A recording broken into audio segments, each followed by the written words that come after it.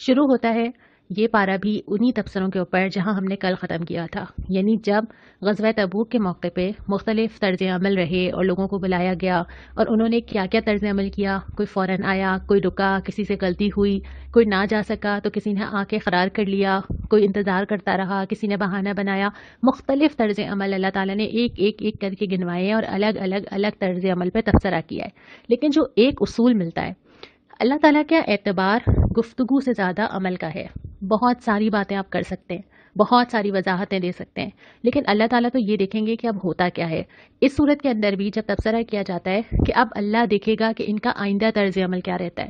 جن کو اللہ تعالیٰ نے معاف کر دیا ان کے بارے میں بھی یہی کہا کہ اب آگے کا عمل بتائے گا کہ یہ کس طرف ہیں. تو اصل میں چاہے کوئی انسان توبہ ہی کرے، اللہ کے آگے گڑ گڑائے، اللہ سے معافی بھی مانگے، اس کے ساتھ بھی شرط یہ ہے کہ زندگی کا آگے طرز عمل کیا رہتا ہے، آگے کیا زندگی میں کچھ بدلتا ہے. تو جس مومنٹ اللہ تعالیٰ کی طرف آپ پلٹیں تو اس کے بعد آپ کا عمل یہ ثابت کرے کہ آپ اخلاص کے ساتھ اللہ کی طرف آئے تھے. اور اسی کے ساتھ اللہ تعالیٰ نے قدردانی کی ان لوگوں کی جو شروع میں آ گئے تھے. سابقون الاولون فرمایا کیا؟ وہ اللہ سے راضی ہو گئے، اللہ ان سے راضی ہو گیا. یہ وہ لوگ تھے جو بالکل شروع میں آئے تھے، جو اس مشکل وقت میں آگے بڑھے تھے جب دین کو سہارا دینے والے لوگ نہیں تھے. جب ایک مجموعی طور پہ فضا ہوتی ہے سبھی آ جاتے ہیں. مثال کے طور پہ ہم رمضان کے روزے رکھتے ہیں، سب مل کے رکھتے ہیں، رکھ لیتے ہیں. لیکن جو چند روزے ہمیں اگر کسی وجہ سے قضا ہو جاتے ہیں، پورا سال وہ چند روزے نہیں رکھے جا رہے ہوتے کیونکہ اجتماعی ماحول نہیں ہوتا. تو جب چیزیں آسان ہو جاتی ہیں، جب اجتماعی ماحول سپورٹ کر رہا ہوتا ہے تو چیزیں کرنا تو آسان ہوتا ہے نا. اسی طرح دین کے راستے پہ چلنا بھی اس وقت تو آسان ہے جب بہت سارے لوگ کر رہے ہیں، لیکن جب ٹرینڈ ڈفرینٹ ہو، جب آس پاس لوگ چلتے ہوئے نظر نہ آ رہے ہوں، اس وقت یہ کام بہت مشکل ہے اور اس وقت ہی اس کا درجہ بہت زیادہ ہے. اس کے بعد اس مسجد کا ذکر کیا، مسجد زرار، نقصان پہنچانے والی مسجد، جس کو بنایا ہی اس نیت کے لیے گیا تھا کہ وہاں پہ اللہ کے نبی صلی اللہ علیہ وسلم کی اور مومنوں کے خلاف سازشیں کی جائیں. تو جب نبی کریم صلی اللہ علیہ وسلم کو اللہ تعالیٰ نے باخبر کر دیا تو آپ نے پھر اس مسجد کو ڈھا دینے کا حکم فرمایا. اس کے بعد ایک بہت ہی پیاری آیت ہے، اور وہ کیا ہے؟ آیت یہ ہے، اللہ تعالیٰ نے مومنوں سے ان کے نفس اور ان کے مال جنت کے بدلے خرید لیے، ڈیل کر لی اللہ تعالیٰ نے. اور ڈیل یہ ہے، جنت چاہیے، یہ دو چیزیں مجھے دے دو. اپنی پسند سے دستبردار ہو جاؤ اور اپنے مال سے دستبردار ہو جاؤ. یہ دو چیزیں تم جتنی زیادہ اللہ کے لیے دو گے، اللہ کی جنت دو گے، اتنے زیادہ حقدار ہو جاؤ گے. اور اس کے بعد پھر یہ فرمایا، خوشی مناؤ اس سودے کے اوپر. تمہیں تو خوش ہونا چاہیے کہ اللہ تمہیں اتنا کچھ دے رہا ہے تمہاری اتنی سی چیز کے بدلے. اور ایک دفعہ اللہ سے سودا کرنے کے بعد آپ واپس تو نہیں لے سکتے. اور یہ سودا ہم کب کرتے ہیں؟ جب ہم کہتے ہیں لا الہ الا اللہ محمد رسول اللہ. جب ہم یہ کہہ دیتے ہیں، اور پھر جب ہم نے پہلا پارہ شروع کیا تھا، ایاک نعبد و ایاک نستعین، صرف تیری عبادت کرتے ہیں، صرف تجھ سے مدد مانگتے ہیں، تو ہم یہ ڈیل سائن کر لیتے ہیں. ہم نے اللہ تعالیٰ سے ڈیل سائن کر لی اپنے مسلمان ہونے کی حیثیت سے. اب اس ڈیل کو ہم بریک نہیں کر سکتے. ہم یہ نہیں کہہ سکتے کہ نہیں کچھ معاملات میں تو کریں گے، کچھ میں نہیں کریں گے، کیونکہ جنتوں کے لیے تو ہم نے خود اللہ تعالیٰ سے یہ وعدہ کیا ہے.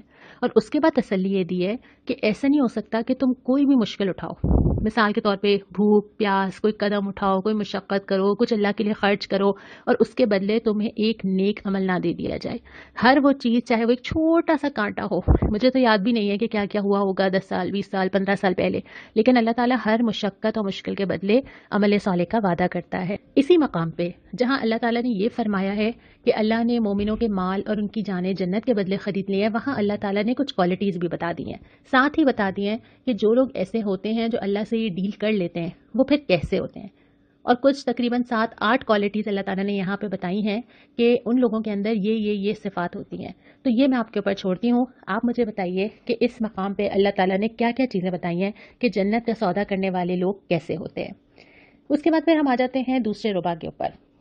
یہاں سے سورہ یونس شروع ہو جاتی ہے جو کہ مکی صورت ہے، اور اب بالکل موضوع بیان بدل جاتا ہے. موضوع کیا بدل جاتا ہے؟ اس سے پہلے مدنی صورتیں آئی تھیں، بہت سارے احکامات آئے تھے. اب آتے ہیں ہم ایمان کے اوپر. ایمان، دنیا، آخرت، اللہ کی نشانیاں. اور صورت بھی ایسے ہی شروع ہوتی ہے کہ اللہ کی کتاب اور اس کی آیات حکمت سے لبریز ہیں. یعنی بہت سارے احکامات کی جو حکمتیں ہیں ہو سکتا ہے کہ تمہیں سمجھ نہ آئیں.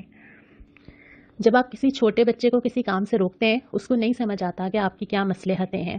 جب آپ ٹین ایجر ہوتے ہیں، گھر میں پابندیاں لگائی جاتی ہیں تو آپ کو بہت برا لگتا ہے اور آپ کو حکمتیں سمجھ نہیں آتی.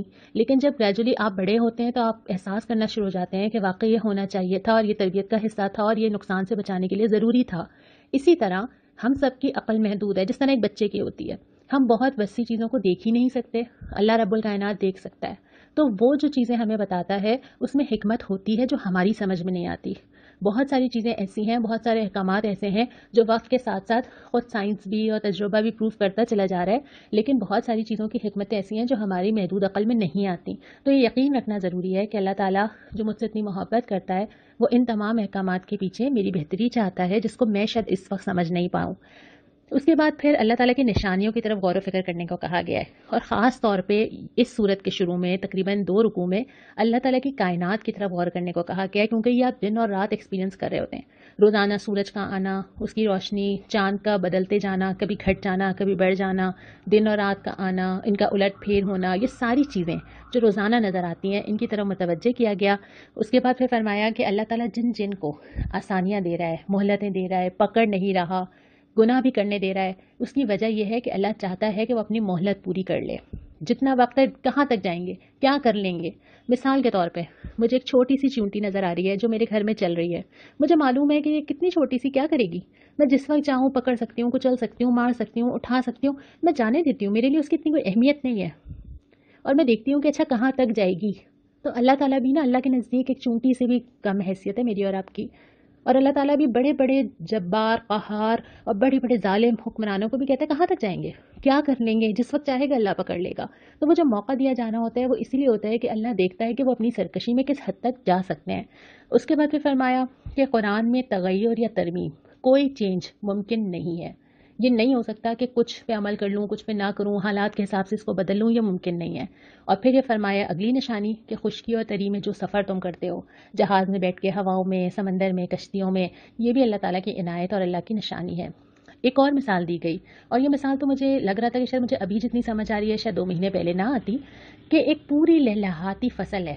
انسان کو لگ رہا ہے یہ تو میری ہے، قائم ہے، جب چاہوں فائدہ اٹھا لوں، جو چاہوں کروں، اتنی ترقی ہو گئی ہے، اتنا حاصل ہو گیا ہے، جس لیول پہ چیزیں چلی گئی ہیں شاید کبھی پیچھے نہیں آئیں گی. اللہ تعالیٰ اس کھیت کی مثال دیتے ہیں کہ وہ یکا یا غارت ہو جائے، اچانک سے بھس بن جائے. اور تھوڑے دن پہلے انسان سمجھ رہا تھا کہ میری تو ساری طاقت اور میری محنت اور ساری چیزیں، کیا ایسا اب ہمارے ساتھ نہیں ہوا کہ وہ ساری زندگی، وہ پلاننگز، وہ ٹریولنگ، وہ دنیا، وہ باہر نکلنا، وہ ملنا، ایک مومنٹ لگا اور ہم واپس آ گئے اسی جگہ پہ، بس سب کچھ ختم ہو گیا، ساری اکانومی، ساری پلانز، سب کچھ ختم ہو گیا.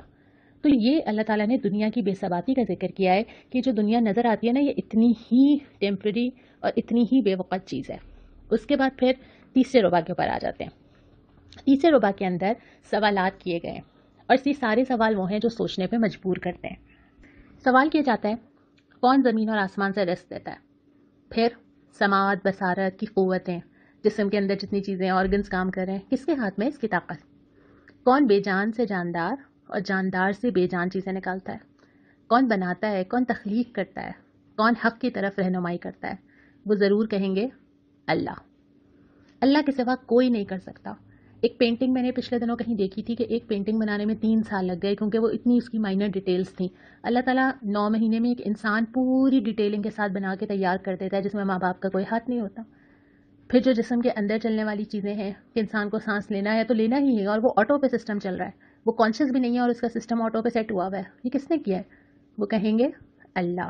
اور پھر اگلا سوال یہ ہے تم نے سوچا کہ اچانک عذاب آ جائے؟ اور عذاب ضروری نہیں ہے کہ اتنا بڑا ہی آئے. جس انسان کے لیے ان میں سے کوئی چیز رک جائے اس کا تو وہیں سے شروع ہو گیا. جس انسان کی صحت پہ کچھ مسائل آنا شروع ہو جائیں، جس انسان کے رزق میں مسائل آنا شروع ہو جائیں، جس کی سماعت چھین لی جائے، جس کو دیکھنا نظر نہ آنا شروع ہو جائے، تو اس کے لیے تو عذاب کسی نہ کسی طرح شروع ہو ہی گیا. تو جو زندگی ہماری سیٹلڈ ہے، جو زندگی ہماری عافیت کے ساتھ چل رہی ہے، جو زندگی آسانی کے ساتھ چل رہی ہے، کون دے رہا ہے؟ اللہ. اور اس کے بعد پھر فرمایا کہ اصل میں جو تمام چیزوں سے بہتر چیز ہے نا تمہارے پاس، جس کی شاید ہمیں فار گرانٹیڈ ہم لیتے ہیں، وہ ہے قرآن. یہ ان تمام چیزوں سے بہتر ہے جو یہ سمیٹ رہے ہیں. جب بھی یہ آیت پڑھتی ہوں میں کہ ہم سمیٹتے کیا ہیں، میرے گھر کے سوٹ کیسز، میرے گھر میں رکھے ہوئے کارٹنز، میرا فریج، میرے برتن، میرے کپڑے، کیا کیا چیزیں ہم سمیٹتے ہیں. اور اللہ تعالیٰ نے فرمایا کہ یہ قرآن ان تمام چیزوں سے بہتر ہے، اور تمہیں خوش ہونا چاہیے، سیلیبریٹ کرنا چاہیے کہ اللہ تعالیٰ نے اتنی بڑی چیز تمہیں دے دی. لیکن ہم شاید اس قرآن کو اس طرح نعمت کو محسوس ہی نہیں کرتے، کیونکہ ہم نے اس کو کہیں جا کے ڈھونڈا نہیں ہے. جب ہم پیدا ہوئے تھے تو ہمارے گھر میں بہت سارے نسخے تھے، اور ترجمہ بھی موجود تھا، اور گھر میں رکھے ہوئے بھی تھے، اور اس سے محبت بھی تھی. اور جب آتا بھی نہیں تھا پڑھنا تو پڑھا بھی دیا گیا تھا. تو یہ تو اللہ تعالیٰ کی نعمت تھی، آنکھ کھلی تو قرآن کو موجود پایا، تو اس نعمت کو محسوس کرنا بہت ضروری ہے کہ یہ اللہ کی اتنی بڑی بلیسنگ ہے کہ اس کی قدر کرنی چاہیے، اس پہ خوشیاں منانی چاہیے، اس سے تعلق بڑھانا چاہیے۔ اس کے بعد پھر جو پارہ نمبر 11 کا چوتھا ربع آتا ہے، یہ شروع ہوتا ہے انبیاء کے قصوں سے۔ پہلے ذکر کیا جاتا ہے حضرت نوح علیہ السلام کا، کہ جس طرح انہوں نے اپنی قوم کو خبردار کیا، اور اس کے بعد پھر مختلف پیغمبروں کا، حضرت موسیٰ کا ذکر بھی آتا ہے، حضرت ہارون کا ذکر بھی آتا ہے، حضرت موسیٰ کا اپنی قوم کے ساتھ نکلنا، حضرت موسیٰ کا دعا کرنا، بنی اسرائیل کا سمندر کے درمیان سے جانا اور اللہ تعالیٰ کو سمندر کو درمیان سے 2 حصوں میں ڈیوائڈ کر دینا اور اس میں سے راستہ بنا دینا۔ یہ ساری چیزیں وہ تھیں جو ساتھ ساتھ نبی کریم صلی اللہ علیہ وسلم کو تسلی دی جا رہی تھی کہ اللہ اپنی قدرت سے اس طرح راستے بنایا کرتا ہے، اور اہل ایمان کو حوصلہ دیا جا رہا تھا کہ اللہ کی راہ میں چل کے کوئی بھی نامراد نہیں ہوتا۔ وقتی طور پہ مشکل ہوتی ہے، لیکن جب وہ مشکل اٹھائی جاتی ہے تو سامنے پھر اللہ تعالیٰ کھڑا ہوتا ہے اور اللہ تعالیٰ راستے آسان کر دیتا ہے۔ اس کے بعد پھر یہ فرمایا کہ اللہ تعالیٰ اگر چاہتا تو زمین میں سب مومن ہوتے، لیکن اللہ تعالیٰ موقع دیتا ہے، مجبور نہیں کرتا۔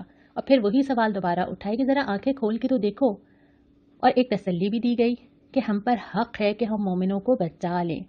اللہ تعالیٰ مومنین کو مدد کرنے کو، ان کی دعا قبول کرنے کو، ان پہ رحم کرنے کو، ان کی توبہ قبول کرنے کو، ان کو برکت دینے کو اپنے اوپر خود ہی لازم کر لیتا ہے کہ جو لوگ اللہ کی طرف بڑھیں گے، پرابلمز ہوں گی، شروع میں مشکل ہوگی، تھوڑا سا سٹیپ لینے پڑیں گے، اس کے بعد اللہ تعالیٰ کہتا ہے کہ جب وہ ڈیسیشن لے کے میری طرف قدم بڑھا دیں گے تو اللہ تعالیٰ ان چیزوں کو اپنے اوپر لازم کر لیتا ہے کہ اللہ تعالیٰ ان کا ساتھ دے، ان کے لیے چیزیں آسان کر دے، ان کو سہولت دے۔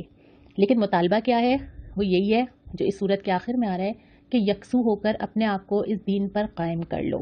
یکسو ہونا یہ ہوتا ہے کہ انسان طے کر لے کہ بس اب یہی میرا راستہ ہے اور اسی پہ مجھے چلنا ہے، اور پھر کوئی شک، کوئی اگر مگر، کوئی سوال، کوئی الجھن، کوئی کنفیوژن دل میں نہ رہے۔ پھر آخر میں تسلی دی ہے کہ جو سیدھی راستے پہ چلے گا اپنے لیے فائدہ کرے گا، اور جو نہیں چلے گا تو وہ اپنے لیے تباہی خود طے کرے گا۔ یہاں پہ یہ صورت مکمل ہوتی ہے اور پھر سورہ ہود کا آغاز ہوتا ہے۔ سورہ ہود بھی مکی صورت ہی ہے اور اس کا بھی انداز بیاں کم و بیش یہی ہے۔ تو ہم انشاءاللہ تعالیٰ کل جب ہم 12واں سپارہ پڑھیں گے تو پھر ہم سورہ ہود کا یہاں سے شروع کریں گے جو ہمارا اس پارے کا آخری صفحہ ہے۔ آج پارہ ہمارا جلدی مکمل ہو گیا۔